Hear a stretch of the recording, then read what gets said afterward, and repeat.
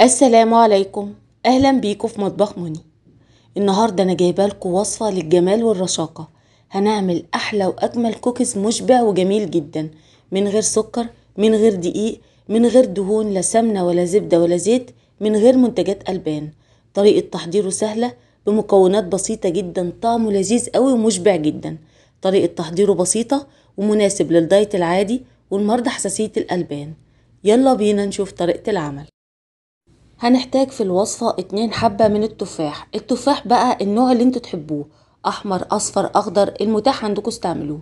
بس انا حبيت ان انا استعمل التفاح الاحمر علشان يكون مسكر، لكن لو استعملنا التفاح الاخضر بيكون مزز شوية ومالح كده، فممكن ان انتوا تحتاجوا تحطوا سكر، لكن لو استعملنا التفاح الاحمر هيدي طعم حلو. انا معايا هنا 2 حبة من التفاح، حجمها كبير بالشكل ده. هنقطع بس الجزء اللي جوه كده، وبعد كده هنبدأ ان احنا نبشره بالمبشرة، او ممكن كمان ان انتوا تحطوا التفاح تقطعوه قطع صغيرة وتحطوه في الكبة، هيتقطع معاكم ناعم كده زي ما هنشوف دلوقتي. لكن انا هعمل المتاح عند الجميع، فهنقطعه بالطريقة دي كده ونشيل الجزء اللي جوه، وبعد كده هنجيب المبشرة ونبدأ نبشره بالشكل ده كده. انا حابة ان انا ابشر التفاح بالقشر بتاعه علشان يدينا لون حلو كده للكوكيز. لو اتقشر مننا مع المبشرة يعني تشيل القشرة مفيش مشكلة، وطبعا لو حابين تشيلوا القشرة الخارجية بتاعته دي حاجة ترجع ليكم. خلاص كده بعد ما بشرت التفاحتين بيكون جاهز معانا بقى ان احنا نضيف عليها باقي المكونات التانية. في مكون كده لما بنحطه مع التفاح بيعمل ميكس حلو قوي، وهو القرفة. فهحط بقى دلوقتي معلقة صغيرة من القرفة، وده اختياري، بس بجد القرفة مع التفاح بينقل الكوكيز لحتة تانية خالص، بيبقى الطعم رهيب.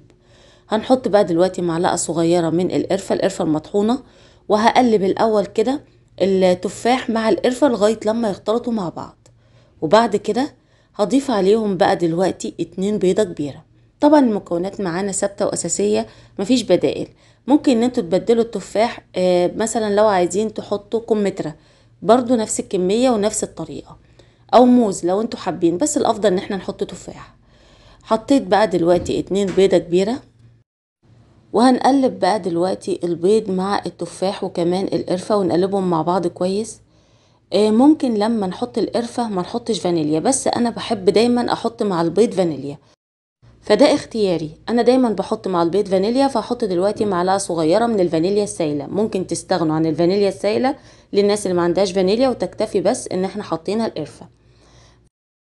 وهنضيف كمان بقى دلوقتي خل التفاح العضوي، ممكن تبدلوه بالخل العادي، بس الخل التفاح العضوي له فوائد كتير جدا للجسم، وبيساعد كمان على نزول الوزن. حطيت تقريبا معلقة صغيرة كده. خلاص انا تقريبا حطيت المكونات كلها.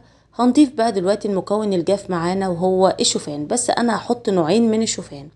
هحط شوفان حبة كاملة، وكمان مطحون الشوفان، ده النوع اللي انا بستعمله. هاخد دلوقتي بمعيار الكوب العياري، الكوب الكبير، كوب عياري مليان من الشوفان حبة كاملة.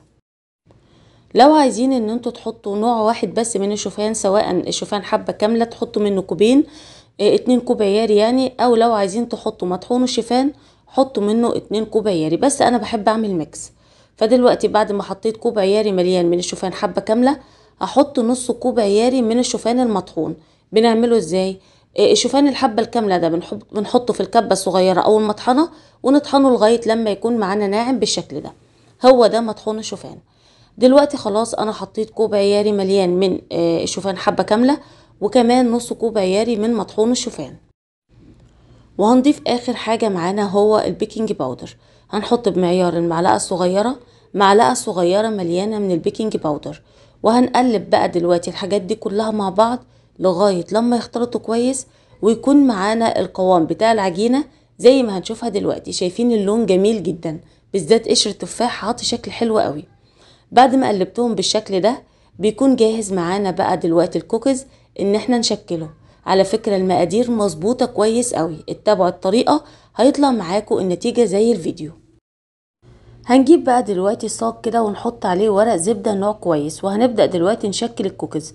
مش هياخد مننا اي مجهود، هناخد كمية كده بالمعلقة ونحاول ان احنا نسويه على شكل دايرة، او ممكن تعملوه بقى اي شكل انتوا عايزينه، بس الطريقة دي سهلة خالص. بعد ما ناخد كمية كده من الخليط نحاول ان احنا بظهر المعلقة كده نساوي الاطراف ونضغط عليها بالراحة كده علشان تعمل معانا الشكل الجميل ده. هعمل واحدة تانية بنفس الطريقة، نحاول ان تكون كل الكمية قد بعضها، يعني نحاول ان احنا نخلي الكوكيز كله نفس الحجم. ناخد كمية كده من الخليط، وعلى فكرة مش هينفش قوي في الفرن يعني، بس نسيب ما بينه مسافات بسيطة قوي. هنعمل بقى دلوقتي بالطريقة دي كده لغاية لما يتشكل معانا، وهعمل برضو باقي الكمية كلها بنفس الطريقة كده لغاية لما اخلصها كلها. وخلاص كده انا خلصت الكمية كلها، ادتنا 13 واحدة من الكوكيز حجمها كبير. طبعا ممكن تزودوا الكمية عن كده ان انتوا تعملوه حجم اصغر، لكن انا حبيت ان انا اعمله بالحجم ده. الكوكيز ده يا جماعة فيه قرفة، القرفة بتعلي الحرق جدا، وكمان فيه خل تفاح عضوي ده برضو بيساعد على نزول الوزن. وطبعا استعملنا تفاح، التفاح جميل جدا ومفيد، وكمان بيساعد على نزول الوزن. الكوكيز ده بجد لما سميته كوكيز الرشاقة والجمال، بجد الاسم لايق عليه. هناخد بقى دلوقتي الكوكيز ده وندخله الفرن. بيدخل على فرن سخن على درجة حرارة 180 في الرف الأوسط من الفرن. وده شكله معانا بعد ما عدى عليه 15 دقيقة. بيقعد بس في الفرن 15 دقيقة على درجة حرارة 180. أول ما يبدأ إن هو يتحمر حاجة بسيطة كده من الأطراف، بعد كده بنشغل الشواية علشان نحمصه ونحمره من فوق، وبيطلع معانا بالشكل الجميل ده. عايزه اقول لكم ان ريحه التفاح مع القرفه كانت ماليه البيت، ريحته تحفه وطعمه لذيذ قوي. ان شاء الله الوصفه تعجبكم جدا. بنسيبه يبرد بسيط كده، حاجه بسيطه يعني، وبعد كده بنبدا ان احنا نقدمه. هوريكم بقى دلوقتي الكوكيز، شايفين ما شاء الله جميل جدا، متحمر من تحت ومن فوق، شكله حلو قوي، وان شاء الله الطعم هيعجبكم جدا. وانا قدمته بطريقة بسيطة كده، شايفين ما شاء الله جميل جدا ازاي. هنشوف بقى دلوقتي واحدة كده من الكوكيز بتكون معانا بالشكل ده. هقول بقى دلوقتي السعرات الحرارية اللي موجودة في الكوكيز ده. الكمية كلها، سعرات الكمية كلها 666 سعر حراري. انا عملت 13 واحدة من الكوكيز، فبيطلع معانا سعرات الواحدة بس، الحبة واحدة من الكوكيز ب51.5 تقريبا. يعني نقول الواحدة بتقف ب52 سعر حراري. لو عملتوا الكمية دي 13 واحدة، فنحسب الواحدة تكون 52 سعر حراري.